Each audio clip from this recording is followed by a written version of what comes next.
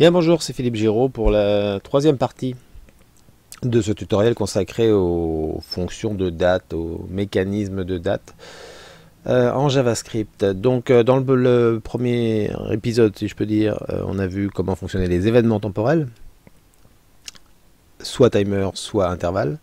Dans un deuxième, on a vu comment utiliser l'objet date pour récupérer une information système et la transformer, la découper en information utile, comme par exemple ce que vous voyez à l'écran ici, donc le jour, le mois, l'année et heure, minute, seconde, avec à chaque fois qu'on rafraîchit la page, évidemment, on va rechercher l'information, vous voyez les secondes qui changent.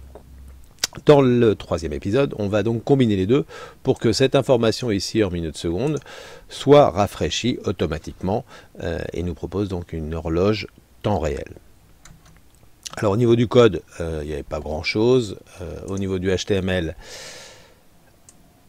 un span pour la date, un span pour l'heure, qui permet donc, grâce à des inner HTML, d'aller écrire dans ces deux zones des concaténations d'informations.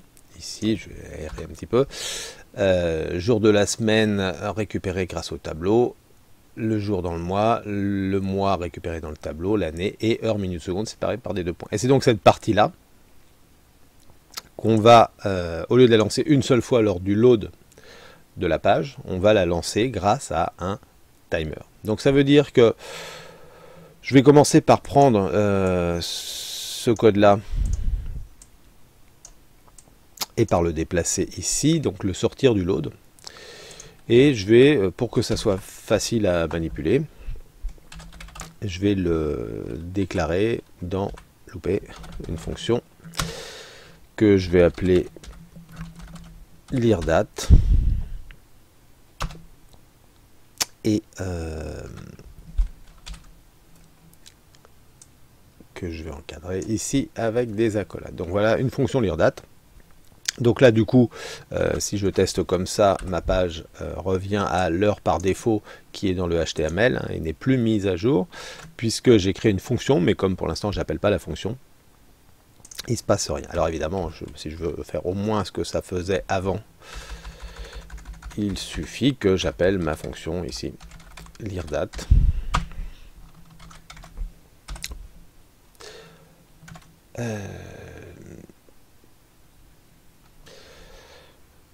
Voilà, donc sous réserve que, en effet, ma fonction lire date ici soit capable d'accéder à l'objet la date. L'objet la date, il est créé ici dans une variable qui est pour l'instant locale, ce qui est logique. Si je veux qu'elle soit accessible, je la passe en global, c'est une écriture temporaire, on va améliorer ça. Donc ce que je veux faire, c'est pas ça, c'est pas l'appeler une fois, maintenant c'est l'appeler régulièrement, de façon récurrente, pour mettre à jour. Alors ici on affiche heure, minute, seconde, ça veut dire que l'information système elle est en millisecondes. On n'a pas besoin de rafraîchir toutes les millisecondes parce que ça ne se verra pas, donc il va falloir rafraîchir toutes les secondes, donc toutes les 1000 millisecondes. Donc ce que je vais utiliser ici, c'est un set intervalle. Je vous rappelle qu'il y a deux paramètres. Donc premier paramètre, la chaîne JavaScript à exécuter, et c'est donc l'appel de ma fonction. Deuxième paramètre, la durée de l'intervalle, ici, pour relancer la fonction, et donc 1000 millisecondes. Si j'essaye ça, j'ai maintenant une horloge qui s'est mise à jour une fois. Vous avez aperçu l'heure en dur, puis l'heure mise à jour. Et puis il ne se passe rien de plus. Pourquoi il ne se passe rien de plus? Parce que là, en fait, à chaque fois qu'on rappelle la fonction, on remet à jour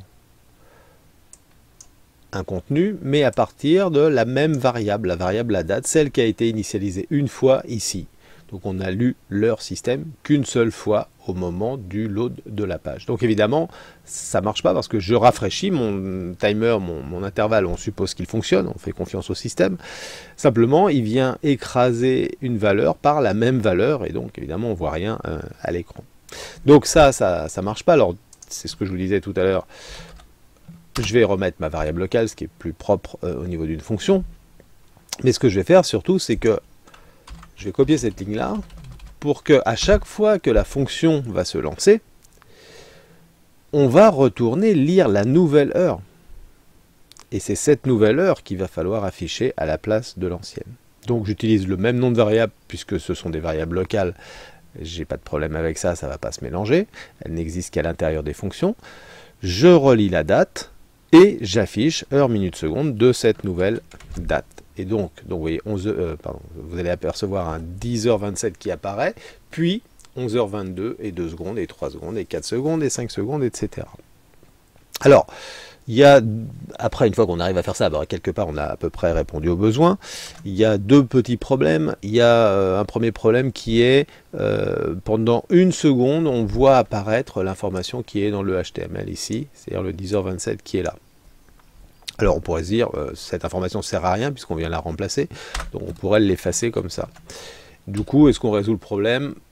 À moitié, alors on n'a pas l'information erronée qui apparaît, c'est déjà ça, mais on a un affichage blanc pendant un certain temps, pendant une seconde, avant de voir apparaître l'information. Alors ça, c'est pas super. Comment on peut résoudre ce problème-là? Déjà, je peux peut-être remettre, voilà, je vais remettre le texte par défaut. Et surtout, je vais me dire, en fait, qu'est-ce qu'il faut faire? Il faut faire comme pour ici la date. La date, ici, elle apparaît tout de suite. Pourquoi? Parce qu'on appelle tout de suite le inner HTML. Et bien ça, on va pouvoir le faire facilement comme on a une fonction. Donc c'était l'intérêt aussi de mettre notre code dans une fonction, c'est qu'on va pouvoir l'appeler une première fois. Donc une première fois, donc tout de suite à la vitesse d'exécution lors du load. Puis on lance un intervalle qui va faire qu'au bout de 1000 millisecondes, la fonction va être rappelée et ainsi de suite. Et du coup, ça va nous supprimer l'effet de latence que l'on a. Vous voyez, je fais F5, vous voyez rien se passer, on voit même plus la valeur par défaut apparaître, tellement ça va vite, ce qui est relativement normal. Et donc on a ensuite une heure qui défile, 36, 37, 38, etc. L'autre petit problème qu'il faudrait gérer, je ne vais pas le gérer dans ce tutoriel, je vais simplement l'évoquer, et puis éventuellement ça sera des sujets qu'on abordera dans d'autres tutos. Quand les secondes vont repasser à 0, vous allez voir que l'affichage des zéros non significatifs n'est pas fait. Donc ici on passe à 1, 2, 3 et non pas à 0, 3, 0, 4, 0, 5. Ce qui serait plus réel sur une horloge. Ça veut dire quoi? Ça veut dire qu'il faudrait intercaler ici, avant d'afficher le traitement des informations, ici. Si getSecond est inférieur à 10, alors il faudrait concaténer un 0 devant. Alors je vais peut-être quand même le faire sur une ligne.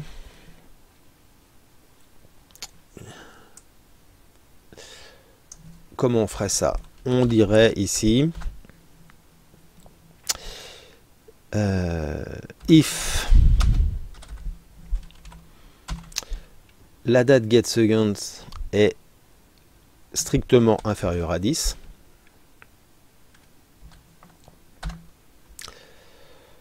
on va utiliser une variable var seconde est égal à, alors je suis inférieur à 10, il faut donc que je concatène un 0, plus la date getSecond, else, et là je peux dupliquer ma ligne, var seconde égale directement la date getSecond.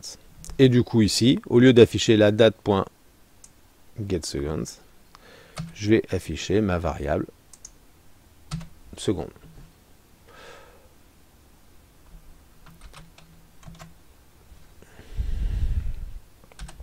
J'actualise. Bon, j'ai un petit problème de rafraîchissement.